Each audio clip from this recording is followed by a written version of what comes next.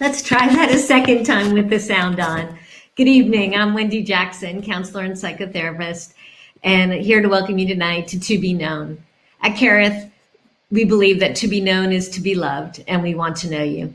Our topic tonight is parenting through the COVID lockdown, and we have a special guest host with us tonight, Catherine Hockley. Catherine is a play therapist and systemic practitioner of nonviolent resistance therapy. She is the CEO and founder of the charity Create Hope, and the two of us are going to facilitate a panel discussion amongst three parents representing various stages of parenting. We're prepared to go a little bit over tonight, depending on where the conversation leads us. So might be a bit more than an hour. And I'd love to just bring Catherine in so we can get to know you a little bit before we start our panel discussion. Hi, Catherine. Hi everyone. Nice to have you tonight. This is an experiment. Catherine and I have kind of divvied up duties for this evening, but I just want to start by learning a little bit more about Catherine. Can you tell us something about yourself? Yes, I'm Catherine Hockley. As you said, I'm the CEO of Create Hope. I'm married to Simon Hockley. We've been married about just over 4 years now, and we have two dogs now, one lockdown dog. I don't know if that counts as the sort of parenting bit a little bit. Hamish and Ruby are our dogs. So yeah, that's a little bit about me. Great. And can you tell us a bit about your approach to working with parents and children? Yeah, so at Create Hope, we use a lot of play and creativity to work with children, but also to work with the parents and adults or any family member, really. So our work is very holistic. We believe that working with all parts of the family kind of impacts and helps everybody to heal, but also to build on those kind of relationships and those dynamics within the family systems. And we go into schools. We also work from Bracknell. We've got a location in the town centre, and our work is all about kind of you as a person. So what you need, how you kind of how you're feeling, how you're coping with life, and finding ways to explore that and express that in a healthy way. Because I guess sometimes when we're struggling with our emotions, it can be really difficult, and we can maybe turn to less healthy ways of dealing with that. So yeah. Terrific. So we're really going to appreciate your input tonight in seeing the holistic scene of what it's like for a family in a difficult time. So we're doing this segment to help prepare for the possibility of what's going to happen next with COVID going into the winter season. There's lots of uncertainty. We're not sure if there's going to be any changes with restrictions, what's going to be happening with school and family gatherings, and a little bit of a repeat of last year at this time when there was a lot of uncertainty. Can you speak to a little bit about how uncertainty of this can affect the family? Yeah, well, I think basically uncertainty often causes anxiety, doesn't it? And you talked about the threat of, so whether we are or are not going into a lockdown, it's just that idea of that we're under threat, we don't know what's happening, and that can build up a lot of emotions in families. Depending maybe on your experience of last lockdown, you may be wishing it, you may be kind of really terrified of it.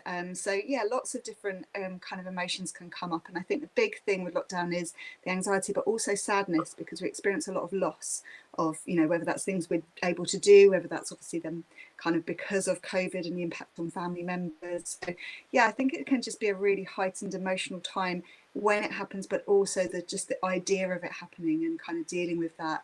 And I think it's just sort of, lots of people experience that in different ways, so it's kind of being kind to yourself, really, isn't it, during that you're feeling those ways. Yeah, absolutely. As we talk to our panel tonight, I think we're going to see that moments like highlight moments, low moments, lots of insight, lots of growth, not all good, not all bad. It was interesting today listening to Simon's preach on lament, because it really made me feel about some of these conversations that we had preparing for this video cast of what was tough and where was God in it, and all of those kind of things. So I'm looking forward to everyone sharing their stories. So I'm going to introduce our panel. We've got three ladies with us this evening. We're going to hopefully we're going to set them up in order of the age of their children. We tried to get a kind of a spectrum. Our first guest is Kath McKinney. And Kath welcome, Kath. Nice to see you. Kath had a baby during lockdown, and her older daughter was actually, I think she was in primary school at the time of the lockdown last year. She's secondary school now, right? Yeah, so year 6 ended lockdown year 6 and then started year 7 this year. Yeah, so Kath's representing that age group. Then we have Benny Adela. And hey, Benny. And Benny's girls were primary school and secondary school at the time of lockdown. Welcome. Nice to have you tonight. Thanks for being here. And then our third guest is Teresa Cotty. And Teresa is mom of, at the time, 6th form young man and a university-age daughter. So that is our spectrum of various ages. Thank you for coming, Teresa. Nice to have you tonight. Welcome. Thank you for having me along. And we're all skipping places around the screen. There we go. I myself have 2 adult children. They are aged 27 and 30. And I may or may not have any comments tonight on my own. We've got so much to discuss here tonight, but I had a different kind of lockdown too. My kids live in the United States. I live here in the UK. And so it was a good 18 months of not actually seeing my children in person. So parenting from afar, but grown-up kid parenting, which is, a whole different conversation in general. So welcome, panel. I'm going to just start with first question. If we could start with you, Kath, if you would just give us an idea of what the environment was like in your home somewhere around March 22nd was it 2019? 2019. What that was like, and can you tell us, just set the scene for us a little bit. So in our house, we have myself and my husband. So I'm a nurse and he is a chef, and both of us stopped working in the initial lockdown. I was obviously heavily pregnant, so I wasn't working anyway towards the end, but he was put into furlough. So we went from being a dynamic sort of 50, 60 hour week unit to suddenly being together, which was almost a dream come true for a very short period of time. Felt like an amazing situation, especially because I really enjoy his company. So then we had homeschooling and me being sort of struggling through kind of a very difficult pregnancy. Everything that could have gone wrong went wrong. So for the first half of lockdown, until Joseph was born, he was born end of April. It was pretty awesome, to be honest, other than the difficult pregnancy. It was wonderful just having time together that we hadn't had ever. It was super transformational. And then I think the identity aspect of losing your how you sort of manage your identity and life without work started to come in. And then we had a new baby. And the second half of lockdown was a completely different picture. And then we came out of lockdown, I went back to work, and then we went back into lockdown. So there was a whole roller coaster of events. Yeah, so lots of different perspectives just in your own story. Yeah. Thanks. And Benny, can you tell us what the environment was like in your house? Yeah, slightly different from Kat's. So at the time, my older daughter was 12, and she had just she had done 1 term in secondary school. My younger daughter was 9 at the time. I work as a community rehab physio, so it was business as usual for me. Well, it's usual in the sense that I was still leaving home to go to work, but things were different at work. My husband worked in IT, so he was able to work from home. The good thing about that time was that he wasn't traveling as much as, he wasn't traveling at all. So that was good that I could come home and he was home with the kids. I didn't have to juggle school runs and think about that side of things. but things were different at work. It's just trying to work differently. At some point, we were told to stop seeing non-urgent patients, to wear PPE, not to wear PPE, have face mask. Patients were anxious. Some told us they were shielding, and we knew they needed rehab. So there was a lot of focus on admission avoidance, people going into hospital, and supported discharges. So they were getting people out of hospital so they don't contract COVID. So we just had to, rally around and do more in the community. So there was a lot of demand on that side of things. And the patients that needed rehab were kind of, put behind. And some of them didn't want to see us. So they would rather live with a disability than, get COVID. There was a lot of anxiety around leaving work. I was the only one going out. So it was coming from work and I didn't know what I was bringing to my family. So that was, that created a bit of anxiety for me. There were lots of good stuff that came out that time. We'll probably talk about that as this conversation goes on. But that was just in summary. We had to look for how to then manage the girls because they had to homeschool. Luckily, their schools were organized. So they set up the online homeschool things for them. My older daughter was fine getting on with things. My younger daughter needed more help with uploading her work at the end of the day. The dad was at home, but he was also working. So there was a lot of disturbances. And I come back from work where I can, I jump in to do things, uploading her work. And then there were things with my older daughter. She was only just getting used to girls at school because she's in an only girls school. So she was just making friends. She hadn't really created that friendship group. She was still trying to find the ground. So she had a lot of friendship conflicts. And then I come back from work and then sometimes we get tears and then we talk over each other. They had to do their schooling in the dining area. So they just picked the seat each. It wasn't very easy.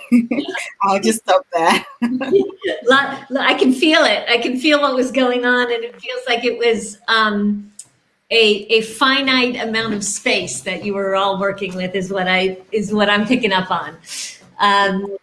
Teresa, can you tell us what it was like in your home?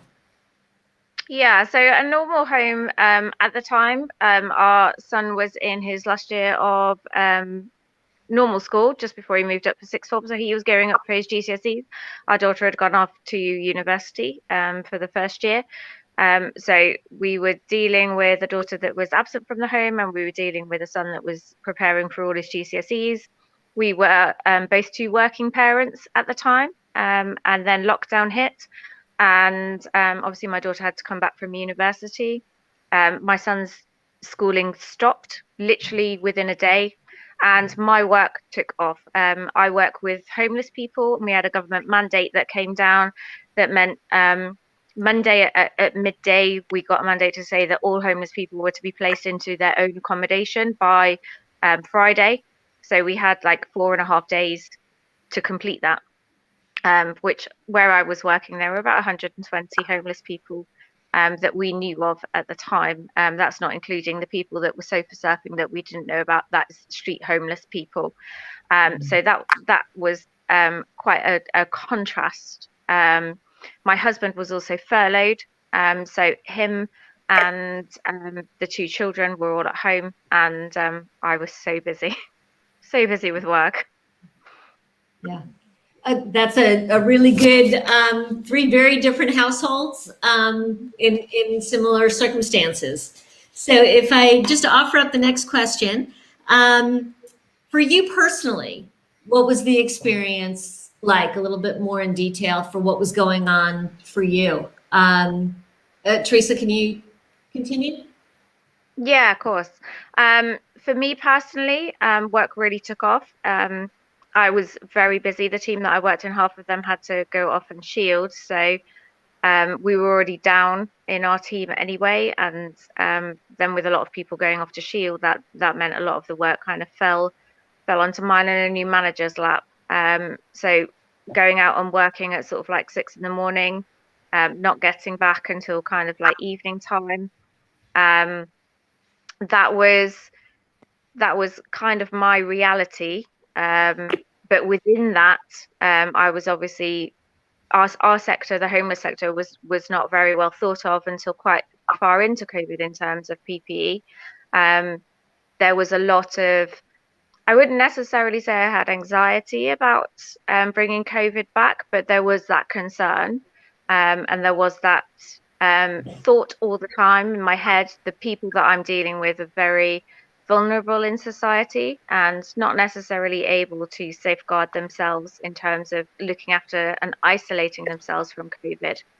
So I had one extreme where I was working with quite vulnerable people, and then I was coming home to a household where it was a new dynamic with the father at home, the father doing the cooking. Luckily, my husband is a fabulous chef, a fabulous cook. So the food was amazing throughout lockdown, far better than when I was cooking.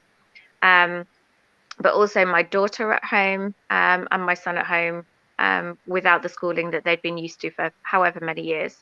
So that was kind of our reality, or my reality. Yeah. And I know when we talked about in the, preparing for the show, a little bit about your busyness at work and all that you were facing every day with what was going on with the clients that you work with, and them being home together, trying to be creative, trying to make good use of the downtime that they had, and just kind of a bit of a pull between doing something that was quite important, but missing out on some of the things that were going on at home as well. Yeah, definitely. I mean, there's the one time that I'm the most happiest is when all my family are home. I loved school holidays when the kids were growing up. I loved it when the kids were at home with me, and that transition back into school time, apart from having to be organised enough to do packed lunches and remember school kits on the days that they're meant to be, which I was never very good at. That having all my family at home and not being able to be there was a real struggle. However, the work that I was doing, because of lockdown, there was a massive impact on the homeless people, especially those with addictions. Like borders closing meant that the inflow of drugs was not there. Shops closing meant that their income disappeared, regardless of whether or how right or wrong it is to steal. A lot of the time that was their income, and that's what fed their habits. And bearing in mind that their habits are based on traumas, they're based on the traumas that they're trying to escape from, and suddenly they haven't got that facility there. So there was a lot of support that was needed for the homeless, but then there was an awful lot of support that was needed at home, and wanting to come home, being exhausted from my day, but knowing that my family were at home waiting, it really impacted me to know that I had to walk through that door and put just as much effort in to my family and to my children and to my husband as I had done to my clients. It wasn't a case that I could come in and sit on the sofa and be like, oh, okay, I'm going to sit for the evening. It was like, right, what are we doing? What have you guys got planned? Just to motivate myself and get myself back in the game of family life, and get myself out of the game of a support worker and key worker out for the homeless. Yeah. So two real extremes in your day. Yeah. Massively. Yeah. Yeah. Benny, that must have been fairly similar to your story. Yes, things that resonated with me from what Teresa said. The fact that you go to work, you are needed there, you do your best in the situation. Nobody was sure of what was going on. Nobody knew what was going to happen. I think at the back of my mind, I was hoping, oh, this is just going to last for a few weeks, maximum few months. I had no idea it was going to stretch that long. The reality of it first hit me on the first day after lockdown. I was on my way to work, and I usually drive past my GP surgery and town center.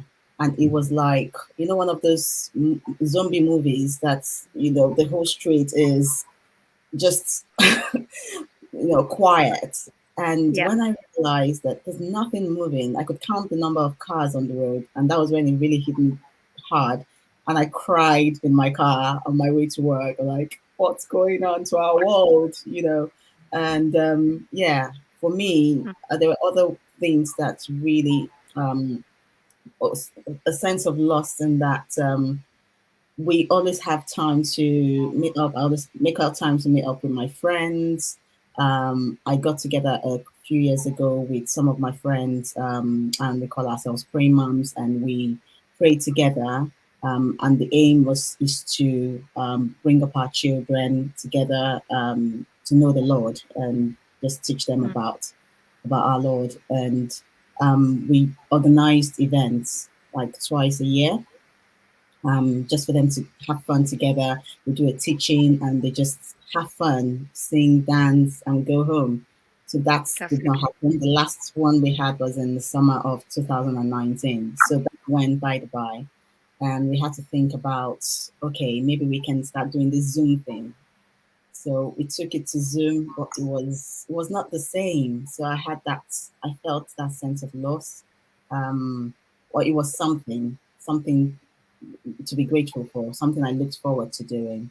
We also organized at Christmas, we'll go to a nursing home to sing carols with our children. Some of them play instruments. We just play for the residents there and we give them gifts.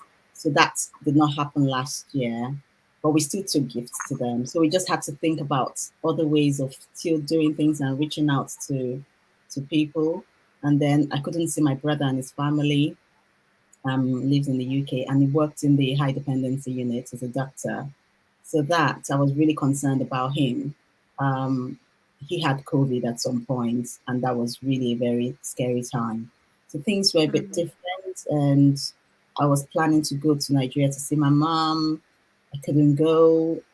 So there was a lot happening in my life. I couldn't get together with friends as well. So I'm hearing a lot of things that you look forward to that balance your life that just weren't there, that were gone for that time. Probably not for a time when they would have been really helpful. Thank goodness for Zoom. Yeah. So Kath, let's pick up your roller coaster. So you have a difficult pregnancy, but you have the benefit of your family being home together for that time, and then you have a baby. Yeah, then we went like this. I think, I had a really difficult first few months, complete contrast to the first child. Apparently that's really common. No one gave me the heads up. Second baby's worse than the first. So we had no support. There was no health visitors visiting. There was a question about things like tongue tie. There was difficulties with breastfeeding. My husband was up to his ears. We were exhausted. I think we both were snapping regularly. We went from having like really great initiatives of how to find joy and like creative ways of functioning through the day for the first few months to being like inept. We had no more resources left. And then with no resources, we also had very little support because there's no one around. And so it was a very strange thing. There was a lot of disappointment with not being able to socialize properly with a newborn. I remember once getting really cross with my husband for not having his mother, so my mother-in-law, come to the window.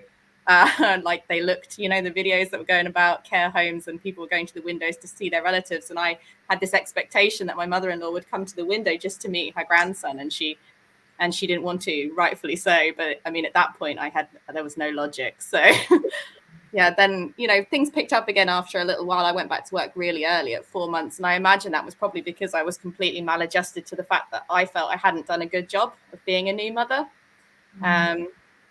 Most people want to take a bit more time off than that. And I was so ready. I went to interview at a nude place at like 3 months and I was back in work at 4 months. So I think we're still holding on to a lot of that now. But the world looks very different now. And I think we've become very different people. Absolutely. Thank you. I'm going to ask, throw it out there. What was the most difficult part for you? Having Do you a mean for baby. us personally? Kath, why don't you go, and then then we'll go to Teresa. Yeah. Yeah, I echo that though. Is it for us personally or the whole thing? For you personally, what did you find the most difficult aspect of that time? Constant identity crisis. Like, I mean, I thought I was top mum for the first period. I was absolutely a pro at homeschooling. My daughter Bethany had zero support from the school, but it's okay because I'm essentially the best teacher ever, it turns out. And then I lost it all because I had a baby, so I became the worst teacher ever. Bethany recalls a time when I ripped up her homework in front of her because I lost my mind. So it happened. Yeah, I think having a baby in lockdown and being so alone and having nobody to share that with, and going through so much, which normally you would share with others, I think loneliness, that's the bit that cracks you. Yeah. Thank you. Teresa, what would you say was the hardest part? I think the hardest part, or one of the hardest parts that most springs to mind, is not being able to be here with my family. Obviously, I had a big role to play kind of out in the community with the homeless, but my family were here, and my children and my husband needed me. Both my children and my husband were, all three of them, going through very different, I wouldn't say crisis, that's probably a bit too strong, but they were going through their own traumas, their own journey of lockdown, and different things were happening to each three of them, and none of that was happening to me, and not being able to be there all day and navigate that for them, and still having a role to play kind of in my workplace, that was quite hard. That was quite hard. Yeah. Thank you. Benny, what was the most difficult part for you? Not being able to see my loved ones. Well, my family, number one. That was good that I was coming home to see them, but the difficult part was not being able to see other people. I always like large, company, just company of other people as well as my family. We were doing things together more, which was good. But I think the most difficult part for me was not being able to go see my mother, because she was really frail at that time, and unfortunately passed away this year, and I couldn't see her. Yeah. That's one of the, so again, Simon was talking about lament today. And it really did make me think of the conversations we all had preparing for this, of some of the really difficult parts of what happened during that time, and loneliness and obstacles to what we need, what we want, what we look forward to. I think there's an element of that in everyone's experience, I think. Thank you so much. I want to talk a little bit about coping strategies. We all do very face-to-face kind of jobs, out of the house, high pressure. The coping strategies that you usually use to help with that, to help with the balance and that kind of thing, what wasn't available to you? And how did you cope with that? What kind of new things maybe did you come up with? But what went away for you that you count on? Benny, do you want to start? Oh yeah, sure. What comes to mind is I joined the small group in Kerith. So there are small groups going on at the time, and I joined two. So I'd never met any one of them, because I was new to Kerith. So I joined a group that were mainly from Bracknell, so and then another Farnborough group. So to be able to interact with people that I'd never met physically, and they were lovely, and having that twice a week, I always looked forward to that. Yeah. It was that's yeah. And then I used to do prayers with my friends, come together to pray over Zoom or Facebook Messenger or whatever was available. So that was my coping strategy. Anything that that you had really counted on in before lockdown that wasn't available to you during lockdown that was difficult? Going out with friends, going out to see family, going out to places with my family. So we could go swimming on the weekend, just having that family time, going for a meal. So all we could do was go out for walks every day for an hour. That was all we left with. And that So period, really just the interpersonal relationships, whether that be family or friends or just those connections. Yeah. connections. So we just had to make do with ourselves, and we got to know. Yeah, and lots of Zoom. Yeah, and lots of Zoom, and I learned new board games as well. So great. But how about you, Kath? Board games? No, we did. We bought so many, Benny. We're with you.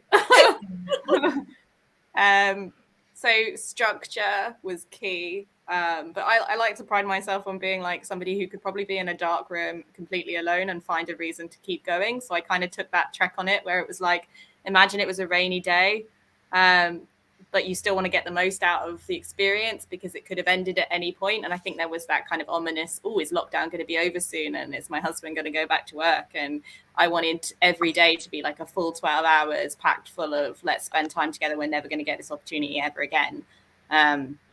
So I think we structured, but we brought a lot of creativity in. And I think we recently covered, or it might have been during lockdown, we did the Brené Brown series with our small group about, and there was a lot of it talk about creativity. And I think the power of creativity, especially with kids, is key because it brings joy. And then you can find, we were doing Zoom discos with relatives, and we were doing exercise classes over Zoom with anybody, and I have videos of like my kids crab crawling with my husband around the living room. It was just anything that would bring you an element of joy. We also started to bring, so we made lunchtime a big deal. So lunchtime was like, because when you're in a weird, like traumatic situation, I think you have to focus on the small things, like getting out of bed, getting dressed, eating. Like you can't go gung-ho on big things. You really have to just hone in. So we did focus on like making food every day, reading something from the Bible every day and sharing the stories with each other, and like trying to do a bit of analysis, which was really good for my eldest. She went off during lockdown and investigated alpha on her own and had her own journey, like off the back. We knew nothing about it until she told us about it afterwards. So yeah, just being creative, trying to find anything that structures you and that gets you through the next few hours, because it means everything. Like, don't worry about tomorrow, just get through the next few hours. Yeah. Teresa, how about for you? We talked a bit about physical activity and adventure, and yeah. Yeah, so I think our coping strategies, or my coping strategies, then ones that my kids have learnt because I've taken them along with me, definitely is physical activity. So we go to the gym a lot, we go to the climbing center a lot, horse riding, running,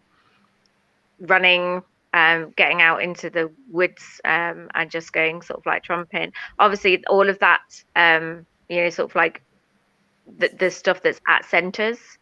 So the horse riding, the climbing, the gym, that all closed. So that was no longer available to us. And certainly coming home and needing to get out and needing that release and needing to switch off and just to spend time with my children.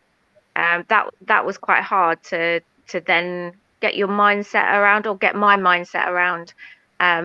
how I was going to do those things and how I was going to find that release in a different way, in a creative way. I teach horse riding as well, and that's a little bit like a therapy to me. That's something that I really enjoy, and I really enjoy progressing people and teaching people to expand their knowledge and expand their experience, and expand how good they are on a horse. And the same goes, kind of for my children. I input those same skills into sort of like my children with the climbing, with the gym, etc., encouraging them. So when that was all closed to us, it was very like, oh, what are we going to do this evening? Getting back from work, and my kids were waiting in, and my husband was waiting in to do their hour exercise with me, but not being able to go down to the gym and spend a few hours down there. Pumping out some weights and on a treadmill, etc., or going up a climbing wall, and spending that time with my son was really tricky when it closed. Yeah. Stuff you take for granted. Yeah, absolutely. I know, for me, the working home and work being in the same place was the hardest thing for me. That separation or transition between one and the other, I think, was something that keeps me healthy and balanced, and that went away. Yeah. Some hard things. How did lockdown affect your faith? And what did you do to stay connected? For me, go ahead, Teresa. Yeah. Church is such a big, important part to my every week. I love church, and I especially love the Kerith. I think it's a fabulous family. So to then not have that physical contact, not have that physical ability to do the act of going to church, to do the act of worship, etc. It was a change, and it was something that I really needed to, for me, adjust my mind to, and adjust my mindset that we could do church online and we could do it at home, but then also the family as well. So encouraging them to come down and join in, like, okay, it's still church time. Everybody, okay, we're in our jammies, but we can all sit on the sofa and we can join church and we can join in worship, laugh at each other singing, etc. It was definitely something that I really missed, and it was something that I then really had to make a focus to be. We're a family that naturally resorts to prayer in every situation. If there's something that's gone really, really well, we're like, great, let's thank God for it straight away. Let's give that praise. Let's say thank you, God, etc. And if there's something that we need to bring to God, or we're worried about, or there's a situation, again, that's something that we take straight to prayer, and like, okay, let's pray about that. And I make it a point to always pray with my children. We always prayed before every exam, the school exam that they did, any kind of acting thing or climbing thing, or anything that they were doing. It's like, okay, let's do a quick prayer, let's pray. I'm the sort of person that comes up to traffic lights, I'm late, and prays that God will turn them from red to green, because I'm running late as usual. So that kind of like prayer comes to me naturally, just that conversation to God. I'm sure he's bored of me by now, going on and on. But that was something that I really had to draw on, and I really had to make that stay and make it exist within our family home, that it was, yes, we were in lockdown, but nothing has changed for God. With God, everything, he is still there, and his love is still there, and he's still in these situations with us. Yeah, that's great. Thank you. Benny, can you share a little bit what that was like for you and for your family at that time? We spent more time together in prayer, in learning the scriptures, learning why things were happening the way they were, because my children had lots of questions, and it's just been honest with them that we have no answers, we don't know why, and we just have to take it to God, and only God knows why, and to just draw the positive out of those situations, and also going back to scriptures and pulling out instances that that happened in those times, in those days, stories that happened, similar situations that people didn't understand, and how they came through, and just hoping and praying and just trusting God that we're going to come out of it. And also, like Teresa, keying into church, making them understand, and the whole family know that we're, because we're doing church online doesn't mean we shouldn't worship together. And playing lots of worship music in the house, turning the volume really high to annoy everybody. But yeah, we really bonded more in that time, and we learned a lot more about the character of God, really. I think we've come stronger. And my daughter didn't say much about her mental health at that time, but we became closer in that time, and she was able to open up to me after. It was like she was really struggling with identity and friendship, and who she was at that time. But there were things that she keyed into, and it's from all those teaching, all those times we spent together in prayer, that she was able to be, when she's on her own, look at what can I draw strength from, and our help comes from the Lord. So she had to. Yeah. So that faith time, that time with God as a family, gave her that space to talk about what was really happening as well. Yeah. To offer that up. That's great. That's great. Kath? We tried to be quite resourceful with it. I mean, we had I'm with you, Benny, about the worship. Worship was big. We had Thai Tibet Africa medley live on repeat every day to bring us joy. If you haven't heard it, you need to listen to it. I sent it to everybody in my small group because I figured that song can do nothing but bring you joy. But I think when Joseph was born, we faltered, and we were most in our time of need, and we didn't go to God, neither myself nor my husband, and we just sat and struggled. And I think the devil won 100% for a long time during that. And that's okay sometimes. I think it was for us. We made it back.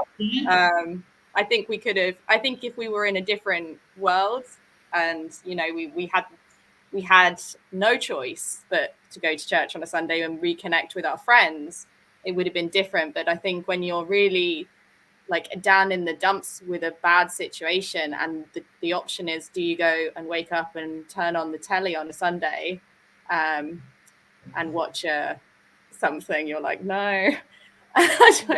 We weren't doing it for a while. And I think we really we tried to connect with the online thing for a long time, especially in the beginning. And kudos to Kerith production, because did it not become amazing towards the end of lockdown. I remember the first Kerith kids, and I was thinking, we're not gonna survive this. But it got really good towards the end. But yeah, no, we went up and down with it. It was good.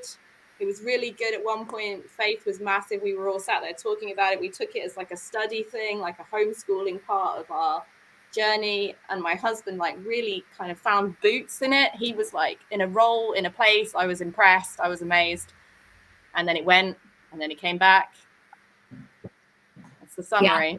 Yeah, that's what it feels like. Absolutely. I feel like for me, with the lack of some of the things that we were used to interacting with, finding God in different places, just in the quiet, and in the calm, that space that was created. And a lot of, as Benny said, asking the question, where's God in this? Where is he? And in a way that, like, okay, if you were asking me how I would handle this, this is what I would do, but that's not what God's doing. He's doing it this way. But there was a lot of quiet moments, I think, versus the more mountaintop kind of moments for me in this, where just hearing God in the quiet, I think. I think it's really odd how the noise was, but like, if on the counter to that, Wendy, like for people with really young kids or like babies, when your life is full of loud crying all day long or screaming or shouting, you're not like finding quiet is so hard. And that's normally when like you would feel more inclined to connect. But like when you're in the middle of trying not to freak out due to the screaming child, you're not going and kind of going into that place. I remember Heather Pocock did, I think it was during lockdown, she did a preach or a piece about finding time. It really hit, because it was just really, it was like a factual tool. It was a tool, which I'm sure Catherine's going to give us lots more tools. But it was like, she was like, when he's napping or when they're napping, go and do something. Or when you're doing the washing up, put a podcast on. So I was like stood there washing up with podcasts on, trying to like make some space. That's great. That's great. So thank you so much for that part of our panel discussion, and really reminding us of what it was like during that time. And I'm going to ask Catherine, before we go to the second part of reflection, your reflection on the conversation we just had, and anything in there that you've got some input on for us. Yeah, thank you. I think it's amazing to hear all your stories and how many crossovers there are, but also obviously you all experienced it different depending on your situation. I guess the big things I was just picking up, I've made a few notes because I was just like, so much here, but just the whole kind of how resilient actually you all are, and how you've kind of used that to kind of deal with the situation. And I guess that's a big thing, isn't it, that we're still in a season of uncertainty, but through uncertainty we can build resilience. It can be a positive thing that kind of comes out of it. And I guess one thing I was thinking about was the faith and non-faith. So in our charity Create Hope, we work a lot with people who don't have a faith, and how different that is. And I'm guessing in all your roles, Teresa, I think about your role, that you probably come across a lot of people who don't have faith, and how different that is maybe with them, where they turn to when they're really kind of struggling, and just having that space. I guess I was really interested as well. We talked a lot about you guys and a bit about your family, but one thing you all have in common was all your partners or your husbands were furloughed. And I was just thinking, what was that like, just for the kind of the couple dynamics? That was just a question I had that maybe it would be good to reflect a little bit more on. So, I don't know if anyone's gonna might be. So I know Benny's husband was home working, not traveling, but he wasn't furloughed, so he was balancing the homeschool. You didn't say anything about cooking. Homeschool, and I know you took over the shop because you had the NHS benefit. Teresa, do you want to start? What that was like? Yeah. Furlough was very hard for my husband, and him then being at home with the children. I predominantly do the majority of the child, obviously my children are a lot older, but I've always done the majority of the child care. So they're getting them up, they're doing the packed lunches, getting them ready, coming home, doing homeworks, and kind of bath times. Not that I have to bath my children anymore, but certainly remind them to go and have a bath, and doing dinners and things like that, and all of that. It took a few weeks, but all of that whole role reversed. And I was coming home, and he'd gone and done the shopping, and he'd planned the meals, and he'd planned the activities, and sort of that, seeing him step into that role was so lovely. It did a lot for their relationship. but it also, there was a little bit of me that also felt a little bit left out in that. I needed to interject myself into that and make sure that I input into that role as well, and didn't just come home and be like, oh well, this is lovely, like I'm just going to sit and watch TV now and let you cater because you've been at home all day. I know how much work is needed to entertain children, especially because I have a daughter who is extremely extrovert. She thrives off people. We literally take the mickey out of her and say she's the Pied Piper of people, because if there's somebody that is around, she is making friends with them. So lockdown was especially hard for her. And I know that entertaining her, she's my eldest, but is still entertaining her is one of our hardest jobs. She has given me permission to talk about that and to say that before you're all worried about that. She knows this is part of her character, and is very aware of that. And it's, it is a good thing, but come lockdown, there was a lot of negative drawbacks to her character in that. So I know that my husband inputting into that and having to deal with all of that, he had to do a lot of work, and me coming home and just sitting on the sofa wasn't going to be conducive to our relationship when I actually needed to take over the parenting again, and input into that life and take a little bit of his responsibility from his shoulders. So a big change, but actually it sounds like you found like a new rhythm in it during that period as well. Yeah, we did find a new rhythm. It is, it's reversed back again. But it was something that, at first I'm not saying that it just happened and it switched over to that was it. It took a little bit of work and a little bit of encouragement on all parties to be like, okay, this is your reality now, and everybody's reality was different in that season. So encouraging my son in his season, encouraging my daughter in her season, encouraging my husband in his season, that took recognizing of what they were going through. They were all going through different things. My son lost the opportunity of doing any GCSEs, so that was massive for him. And I agreed with him that none of it was fair. So not having any of those answers was quite hard. But it was looking at it and being like, okay, like now we're in this situation. There's nothing we can do about it. Let's look forward on what we can do, stepping forward. And really encouraging him that, his GCSEs don't define him, and that I was much more proud of the person that he was and the person that God was developing him to be than any grade on a piece of paper. That was something that was, sort of really important to me to impress on him. He hasn't had the opportunity of that, but regardless, it makes no difference, because the person that he is so much more valuable than a sheet of paper saying a load of letters.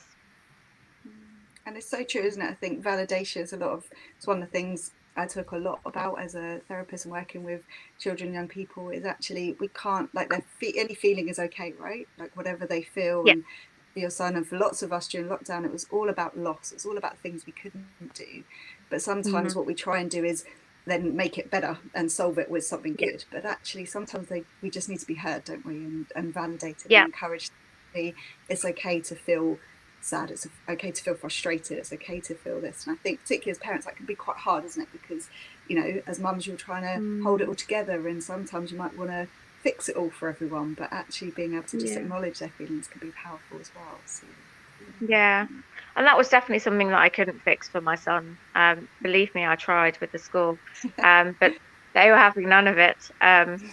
So it was something that we just had to sit there with him in that pain, in that frustration, in that unfairness, and agree with him and allow that to be like, that is right. That, everything that you're saying is, as far as we're concerned, from our perspective, it is right. And what, there's nothing we can do about it. So we are just going to have to deal with this as best we can.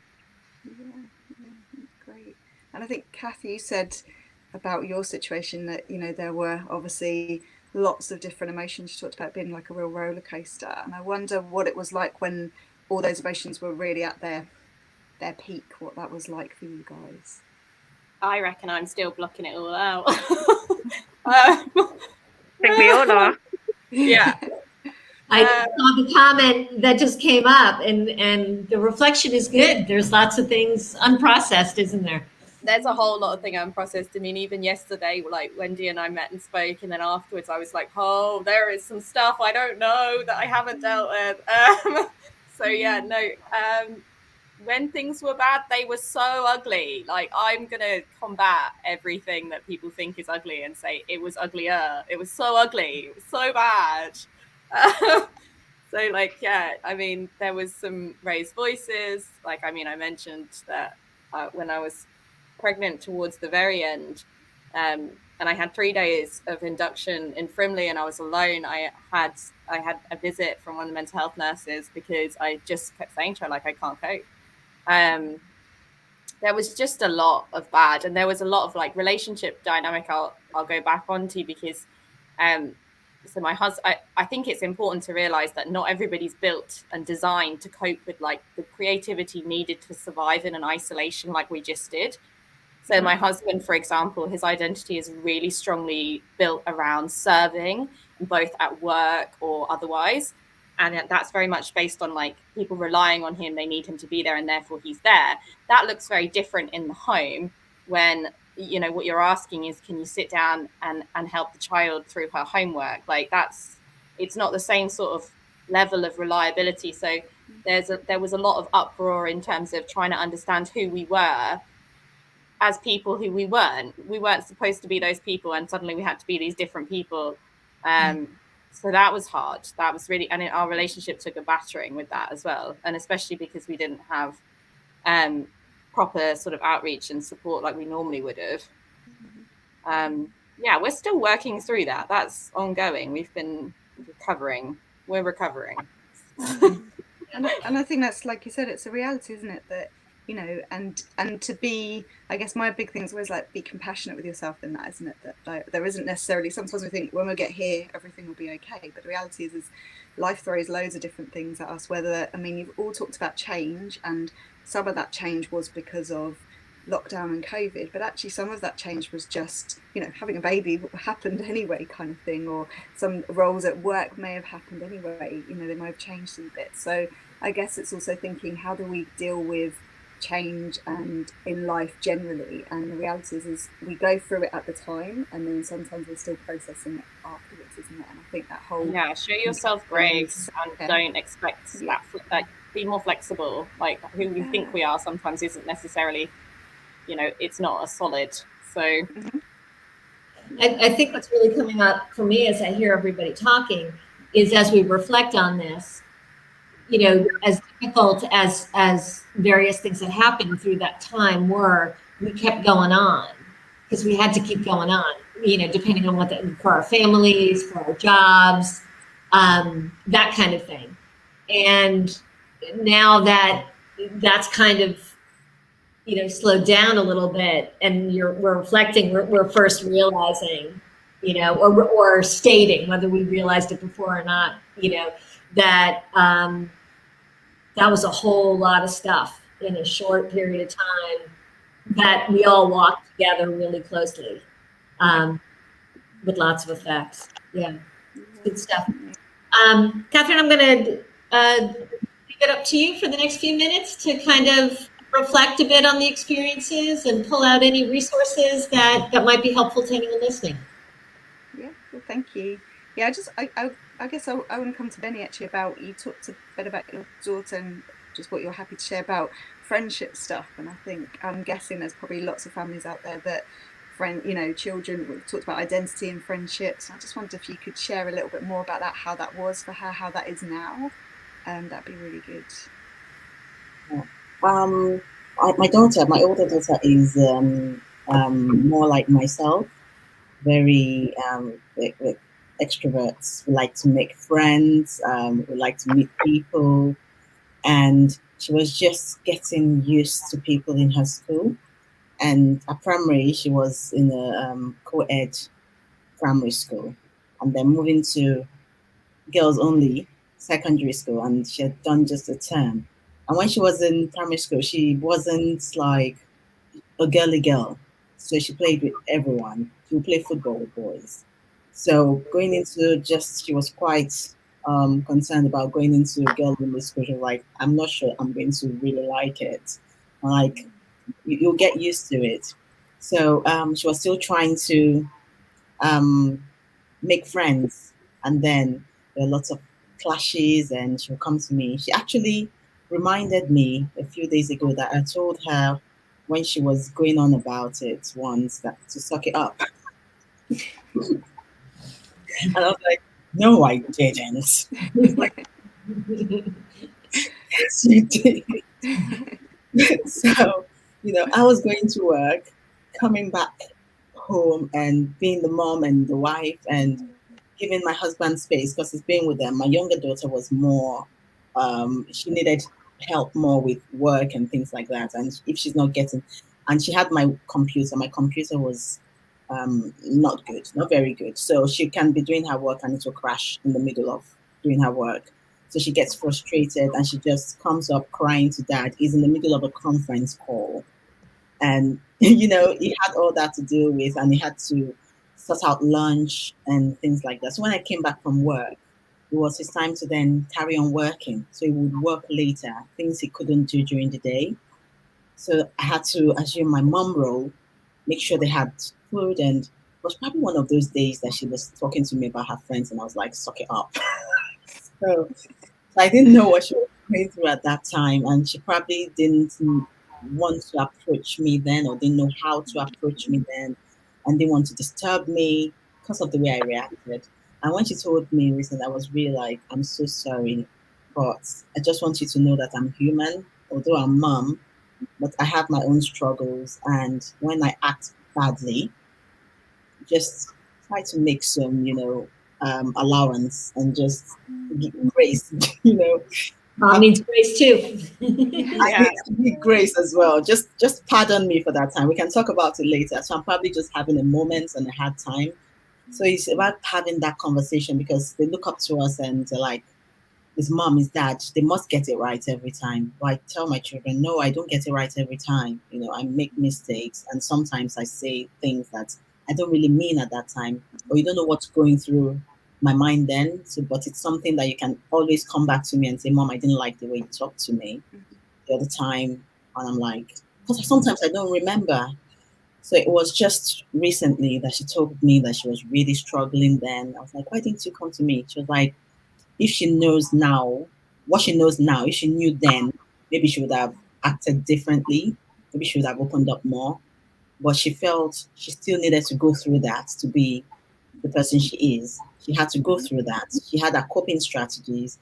She told me about somebody she was following on TikTok that would read Bible verses like a declaration every day. So she tried to tell me that social media is not all that bad. So she brings out things like that. Like good stuff that I got on TikTok.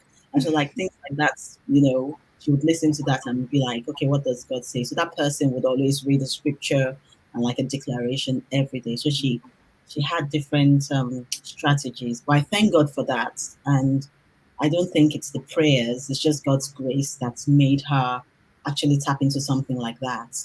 Because, some children had it really bad. Some it could have gone, anyway. So I'm just so grateful that she was able to cope and come back and have that discussion with me and her dad now. That was what she went through. And I know better not to tell her to suck it up next time. But I guess there is a reality, isn't it, that children sometimes come at those moments, and as we've talked about before, all of you were going through your own journey on this. You're all kind of, struggling with your own emotions, kind of trying to hold it all together. And so actually there are going to be moments when your children or your husband or somebody comes along and says something and we're just not in that place to hear. And I think, it is about then when we have those conversations and understanding. And I was just wondering that, like, thinking about reflection and thinking about, looking back at the lockdown, and obviously we're doing a bit of that for your story, but I wonder, as a family, have you had any opportunities to reflect on some of the stuff that happened during lockdown, whether that was really challenging stuff and like how you would have wanted to do it differently, or stuff that actually you thought this was really good and, you know, we're carrying this on and kind of using this going forward. I don't know if anyone wants to jump in. Can I just say something quickly about Yeah. that? Yeah. I think it's an ongoing thing. I think there are some parts of the lockdown, the initial one that was filled with so much uncertainty that I think I've forgotten about because I've just kind of blocked it out in my mind. And this kind of conversation is just bringing those things out. I'm like, okay, I went through that. It's like, it looks like 10 years ago to me now. Yeah. Some of those things that it's like I've buried those things somewhere. But those are conversations that I think as a family would either come up at the dinner table or it's going to be ongoing. 5 years time, those things will still be unraveling. We'll still be talking about it, and we'll go, okay, how did we cope then? And be like, oh, we really did that good. Oh, we did really bad in that area. So it's a continuous thing, and we have those conversations from time to time in my family. It just comes up randomly. Mm-hmm. Yeah, that's great. Thank you. Anyone else? Teresa, do you want to add anything to that? Or?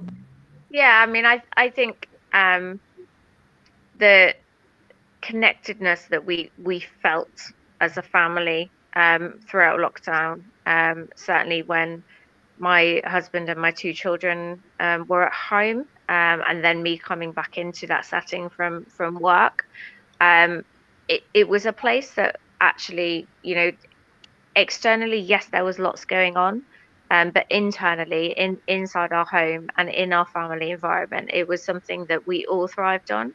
And looking at that, that's something we are naturally a family that will sit down to the dining room table and eat food together, and we will talk about our days. We will talk about we're one of those families where conversation just flows from one thing to the next, to the next, to the next. But even more so, I would say in lockdown, we, you know, discovered that actually we're happiest when we're in those environments. We get on the best. We're not a family that, you know, kind of we give dinners and then the kids go off to their rooms. And them recognizing that and recognizing the importance of that was really lovely for me to see, because I know that that's something that they're going to carry on when they go on and have children and families of their own.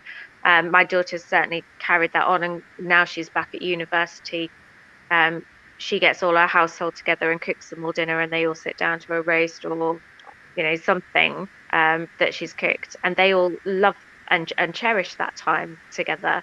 So I think that's something that we really learnt to value, maybe something that we didn't necessarily take for granted, or we took for granted before. So I think probably that's something that we're going to carry on and make sure that we intentionally do those family things.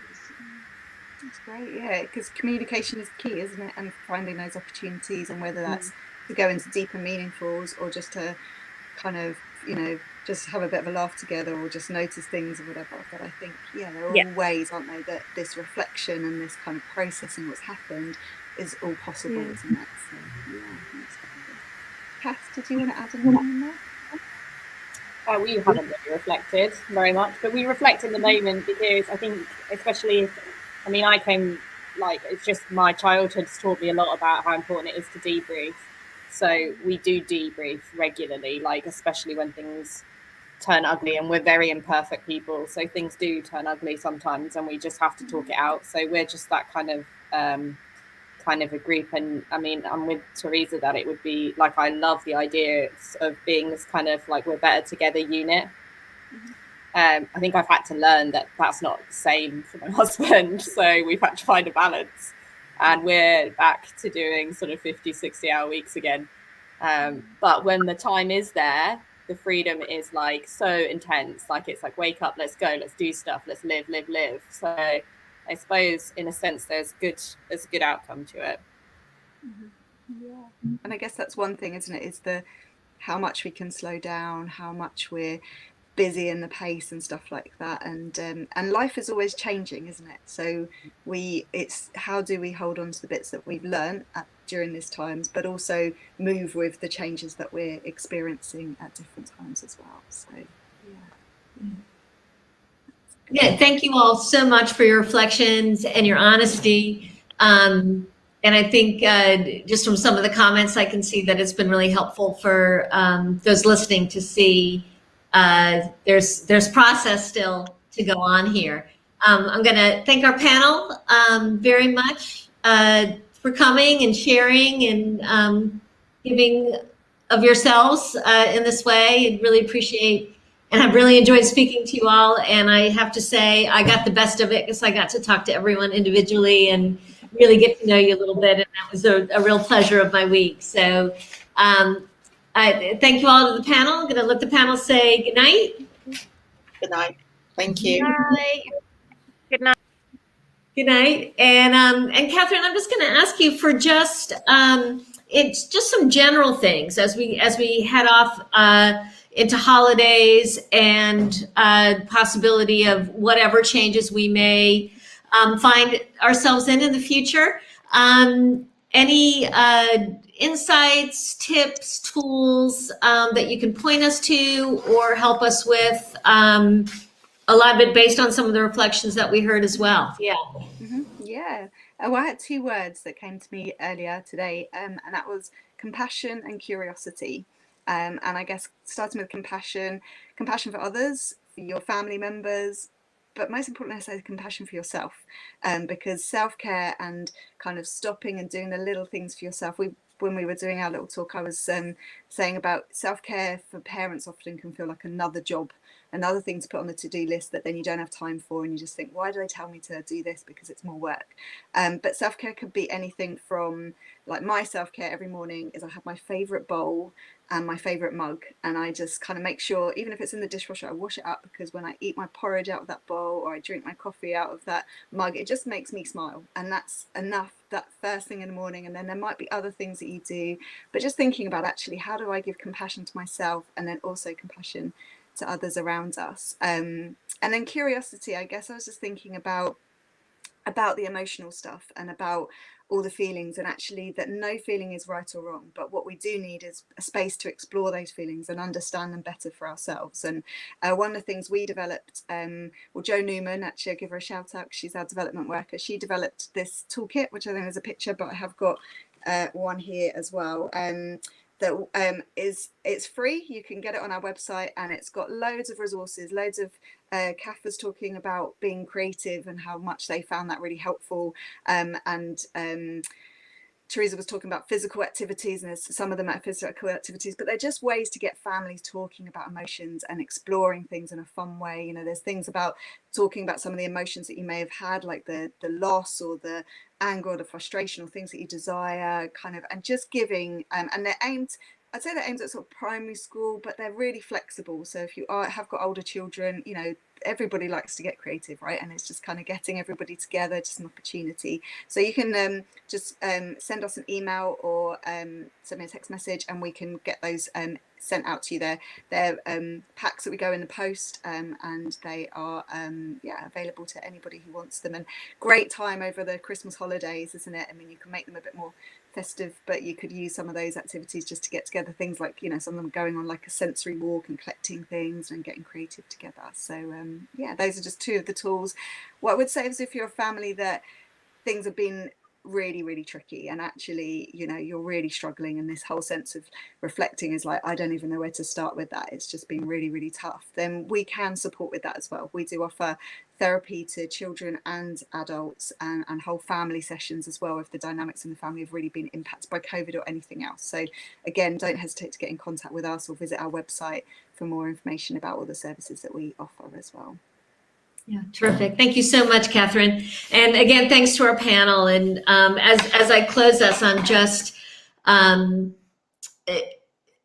really in awe of these 3 women and their hearts for their kids and their families and their spouses, and just really seeing them tell their stories and how much was going on for them as individuals during this time. And the each one of them, you know, was really talking about everything they were going through.